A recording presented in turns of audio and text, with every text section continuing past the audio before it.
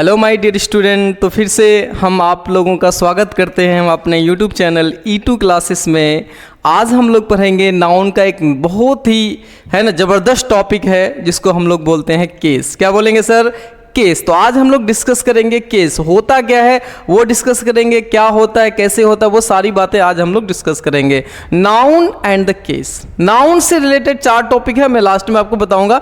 Noun and the case. Case क्या है? Case है द रिलेशन, ये संबंध बताता है, रिलेशन बताता है। नाउन का किसी दूसरे वर्ड्स के साथ संबंध बताने वाले शब्द को, संबंध बतलाने वाले को हम लोग केस कहते हैं। इसका डेफिनेशन है the relation in which a noun stands to some other words. मतलब जब नाउन का संबंध किसी दूसरे शब्द से दिखाया जाता है, दूसरे वर्ड से, दूसरा वर्ड नाउन भी हो सकता है, प्रोनाउन भी हो सकता है, उसके साथ संबंध को दर्शाने वाले को हम लोग क्या कहते हैं? केस कहते हैं। क्या कहते हैं? केस। हिंदी में कहते हैं कारक। तो केस जो है इंग्लिश में 4 प्रकार के होते हैं। There are 4 types of case. Number 1 nominative case. Nominative case को एक और नाम से जानते हैं हम लोग, सब्जेक्टिव केस। किस नाम से जानते हैं? सब्जेक्टिव केस के नाम से जानते हैं। Nominative case also known as subjective case. And second है ऑब्जेक्टिव केस, थर्ड है पजेसिव केस, और फोर्थ एंड लास्ट है वोकेटिव केस। कैसा केस? वोकेटिव। वोकेटिव नहीं, वोकेटिव। क्या होता है सर? वी का साइलेंट वी होता है, भी नहीं होता है, इसलिए हम लोग वोकेटिव नहीं वोकेटिव केस बोलेंगे। क्या बोलेंगे? My dear, there are 4 types of case. Number 1 nominative case या subjective case, number 2 objective case, number 3 possessive case, number 4 vocative case. तो चलिए हम लोग स्टडी करते हैं एक एक करके। तो सबसे पहला हम लोग पढ़ेंगे कि सब्जेक्टिव केस या नॉमिनेटिव केस क्या होता है। कहता किसी भी सेंटेंस का ए नाउन और pronoun that function as a subject of a sentence. किसी भी सेंटेंस का जो सब्जेक्ट होता है, या तो वो नाउन होता है या तो वो प्रोनाउन होता है। तो नाउन या प्रोनाउन किसी सब्जेक्ट का, सेंटेंस का सब्जेक्ट है तो हमेशा नॉमिनेटिव केस में होता है। कौन सा केस में होता है माय डियर? नॉमिनेटिव केस में होता है। आप एग्जांपल देखिए यहां पे, Bobby is not good boy. Bobby is not good boy. तो बॉबी इस सेंटेंस का सब्जेक्ट है और ये एक नाउन है, और वो भी पता है कि आपको कौन सा नाउन है, क्योंकि नाउन बहुत डिटेल में पढ़े हैं हम लोग। तो नाउन है, इसका मतलब ये जो नाउन है ये सब्जेक्ट है, सेंटेंस का सब्जेक्ट है। तो ये बॉबी जो है वो किस केस में है? नॉमिनेटिव केस में है। किस केस में है? या सब्जेक्टिव केस में। किसी भी सेंटेंस का सब्जेक्ट जो या तो नाउन होता है या तो प्रोनाउन होता है, वो हमेशा किस केस में होगा? नॉमिनेटिव केस में। किस केस में होगा? नॉमिनेटिव केस, या इसी को क्या बोलेंगे? Subjective case. क्या बोलेंगे? जैसे she is beautiful, she is beautiful. तो where she is a subject of this sentence and she is known as, in which case? Nominative case. She कौन सा केस है? नॉमिनेटिव केस है। अंडरस्टैंड? तो simple समझिए, किसी भी सेंटेंस का सब्जेक्ट जो होता है या तो वो नाउन होता है या प्रोनाउन होता है, और वो नाउन या प्रोनाउन किसी सेंटेंस का किस रूप में होगा? नॉमिनेटिव केस में होगा। किस रूप में होगा? नॉमिनेटिव केस में।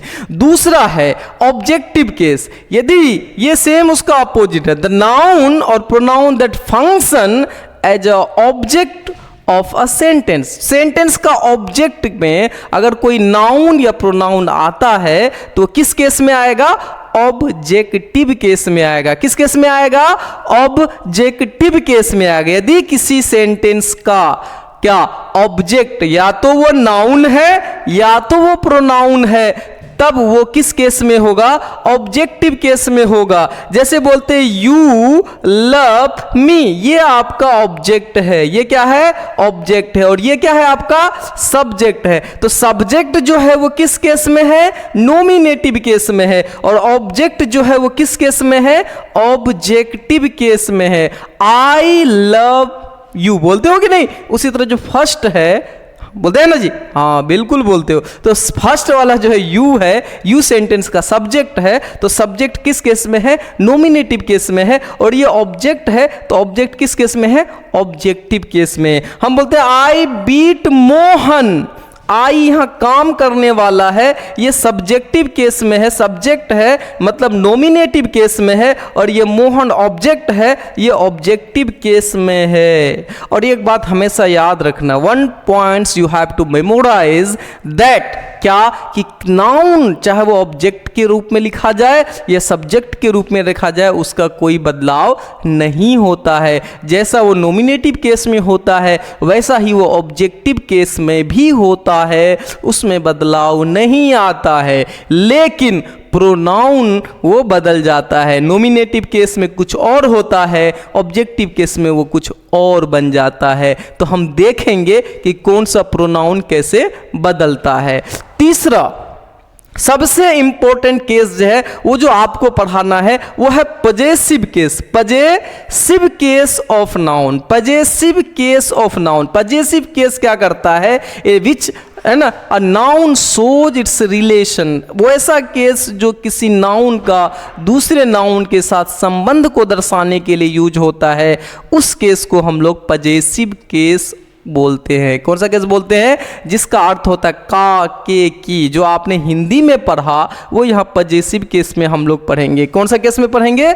पजेसिव केस में पढ़ेंगे। A noun is possessive case. जैसे यहाँ पे लिखा दिस इज मोहन्स बुक, ये जो बुक है इस बुक का संबंध किससे बता रहे हैं? मोहन के साथ बता रहे हैं। ये जो किताब है ये मोहन की किताब है, मोहन की पुस्तक है। सो यहाँ जो ये एपोस्ट्रोफ एस यूज हुआ है, इसी एपोस्ट्रोफ एस को हम लोग कौन सा केस बोलेंगे? पजेसिव केस बोलेंगे। क्या बोलेंगे? और पजेसिव केस का अर्थ क्या देगा? का, के, की, को के अर्थ में हम लोग इसका यूज करते हैं। इसके अलावा ऑफ भी पजेसिव केस में यूज होता है। These are the legs of the table, तो यहां जो ऑफ है ये लेग्स का संबंध किससे बता रहा है? टेबल से बता रहा है कि ये जो लेग्स हैं टेबल का, ये इसी टेबल का है।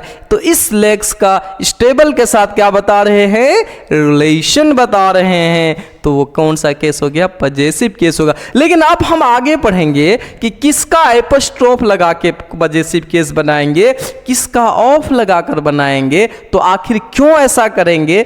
ऐसा कब सही होगा, कब गलत होगा? तो आप अभी इतना समझिए, पजेसिव केस का मतलब हुआ एक नाउन का दूसरे नाउन के साथ संबंध बताने के लिए हम जिस केस का इस्तेमाल करते हैं उसको पजेसिव केस कहते हैं। और पजेसिव केस दो तरह से बनाया जाता है, एक एपोस्ट्रोफ एस लगाकर और एक ऑफ लगाकर। क्या लगाकर? एपोस्ट्रोफ पढ़ते हैं। इस जो कॉमा है ऊपर में, उस कॉमा को एपोस्ट्रोफ पढ़ा जाता है। ये सिर्फ लिखा जाता है, प्रोनाउंसिएशन करते दिस इज मोहन्स बुक पढ़ा जाता है। इस एपोस्ट्रोफ को पढ़ा नहीं जाता है, सिर्फ लिखा जाता है। अगर आपने नहीं लिखा तो सेंटेंस गलत हो जाएगा।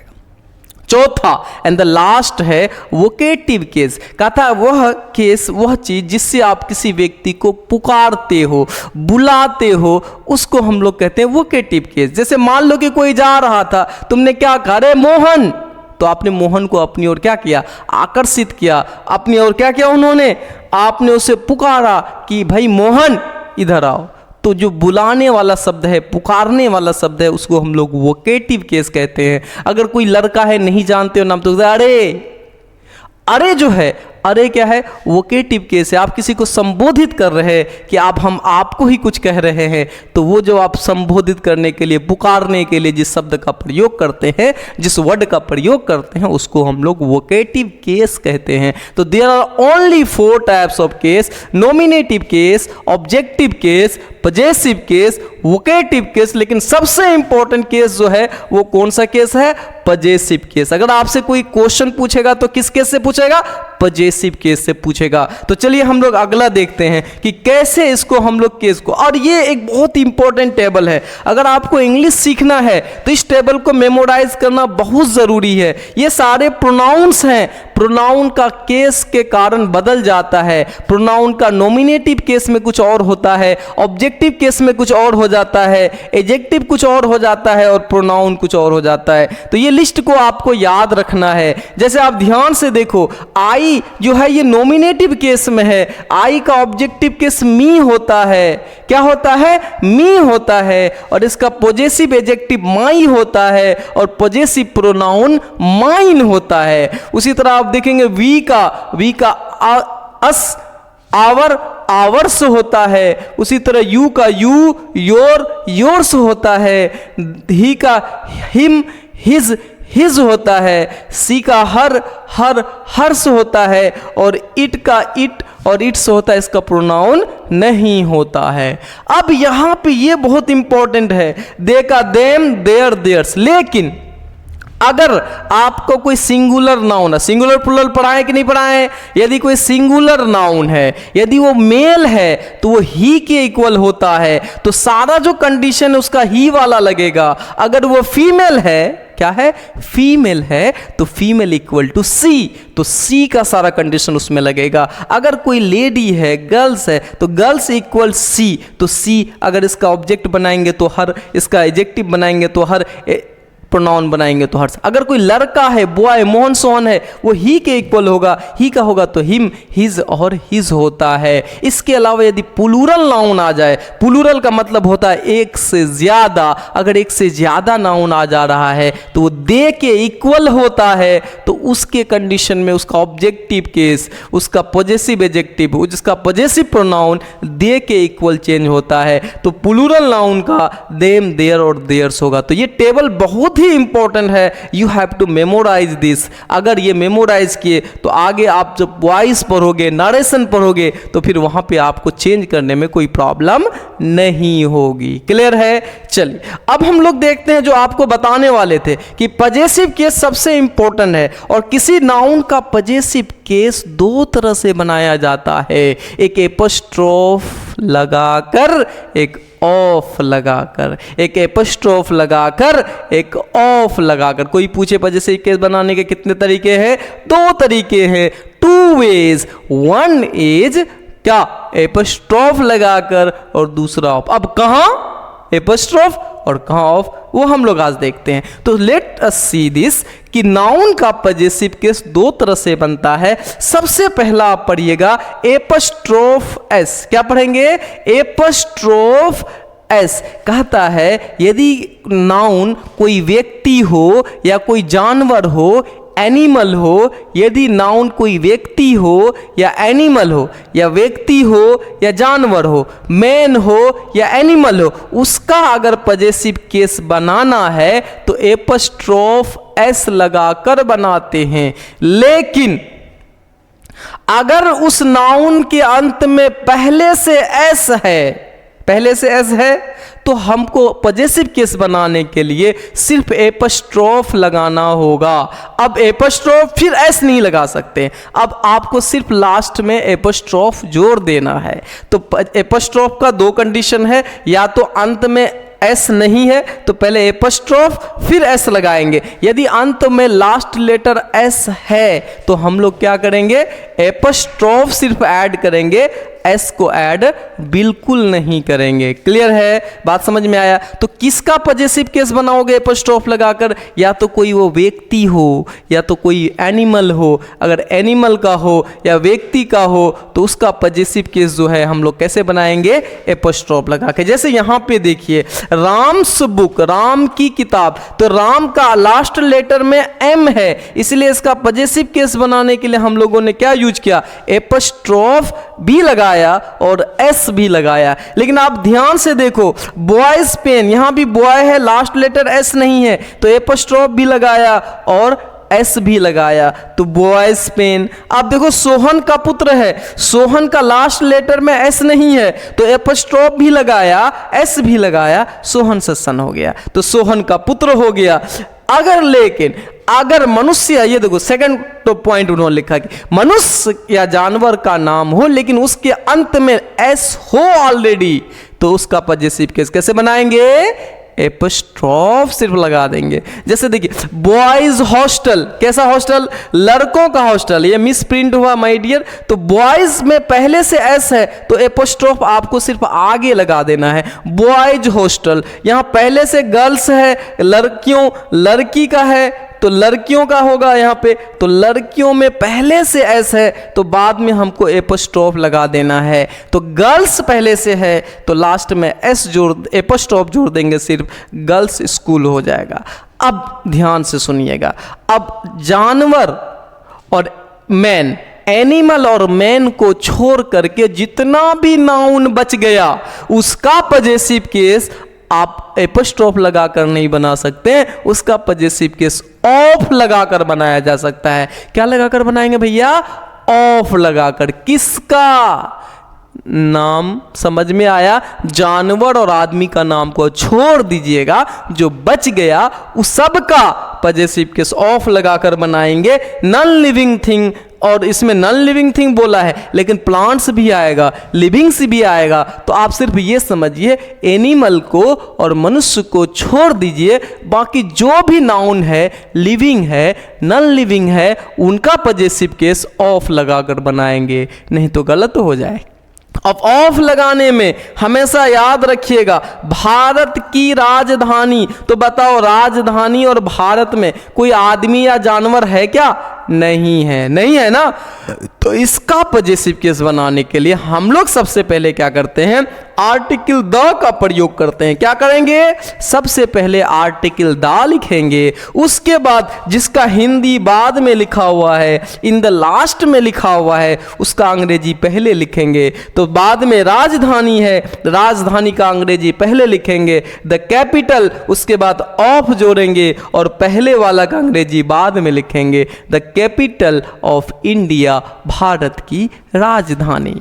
ओके जैसे यहां पे देखिए छड़ी की लंबाई है भैया, छड़ी है ये, तो छड़ी की लंबाई है, तो आप देखिए छड़ी न तो आदमी है न तो जानवर है, दोनों में से कुछ नहीं है। इसका मतलब इसका पजेसिव केस बनाना है तो क्या लगा के बनाना है? ऑफ लगा के। ऑफ लगा के बनाने का क्या कंडीशन है? समझ में आया माय डियर? कि सबसे पहले आर्टिकल दा का प्रयोग करेंगे। किसका? आर्टिकल दा का प्रयोग करेंगे और बाद वाले का अंग्रेजी पहले लिखेंगे। लंबाई है द लेंथ, उसके बाद ऑफ लगाएंगे, फिर लास्ट पहले वाला का अंग्रेजी बाद में लिखा जाता है। तो इस तरह से हम पजेसिव केस बनाते हैं माय डियर। जब हम ट्रांसलेशन पढ़ेंगे तो हम पजेसिव केस का एक डिटेल अध्ययन करेंगे। सिर्फ यहाँ पे आपको थोड़ा सा एग्जांपल बताया गया है कि how to make possessive case of noun. Understand? Any problem अगर आपको है तो आप मुझे पूछ सकते हैं। That's a very important topic है ये। अब आपको ये समझना होगा, आपका नाउन कंप्लीट हो गया। नाउन के अंदर कई बच्चे को लगता है कि सिर्फ नाउन है सर, नाउन के अंदर 3 और 4 टॉपिक को पढ़ना अनिवार्य होता है। ये सब नाउन का पार्ट है। नाउन के बाद आपको नंबर पढ़ना होगा, नंबर के साथ जेंडर पढ़ना होगा, जेंडर के बाद आपको केस पढ़ना होगा। तो ये चारों चीजें मिलकर नाउन को कंप्लीट करता है। अगर आप मेरा ये वीडियो अभी देख रहे हैं, अगर आपने पहले का वीडियो नहीं देखा है तो प्लीज़ माय डियर, अगर आपको अंग्रेजी अच्छे से सीखनी है, आपको अंग्रेजी समझना है, आपको अंग्रेजी बोलना है, आपको अंग्रेजी फ्लुएंटली पढ़ना है, तो माय डियर आपको शुरू से हर एक वीडियो को देखें और उसका नोट्स बनाएं और उसके बाद आप हमसे मिलें, तो आपको फील होगा कि नहीं हमने कुछ पढ़ा है। ठीक है, आपको सब कुछ मिल जाएगा। नाउन, नंबर, जेंडर, केस, ये 4 टॉपिक हमने खत्म कर दिया। नाउन पहले तो बेसिक बताया, उसके बाद नाउन, नंबर, जेंडर और केस बताया। अगर इनमें किसी भी टॉपिक में आपको समझ में नहीं आया है कि सर हमें समझ में नहीं आया, तो आप मुझे मैसेज कर सकते हैं, आप मुझे क्या कर सकते हैं, कमेंट कर सकते हैं। I will explain again. जब तक आपको सिखाएंगे नहीं तब तक हम आपका साथ छोड़ेंगे नहीं, और आप लोगों से भी ये उम्मीद है कि आप लोग जब तक सीखेंगे नहीं तब तक मेरा साथ छोड़ेंगे नहीं। तो आप लोगों ने बहुत ही कम समय में हमें काफ़ी ज़्यादा प्यार मोहब्बत दिया है, तो इस सब के लिए आप सबका शुक्रिया, धन्यवाद करना चाहते हैं। और आप इसी तरह वीडियो को देखते रहें और आपको सारा वीडियोस मिलेगा, कहीं और जाने की ज़रूरत बिल्कुल नहीं है। तो फिर से अगला वीडियो लेकर जब तक हम आएंगे, तब तक आप अपना ध्यान रखिए और पढ़ते रहिए, मुस्कुराते रहिए। तो थैंक यू सो मच।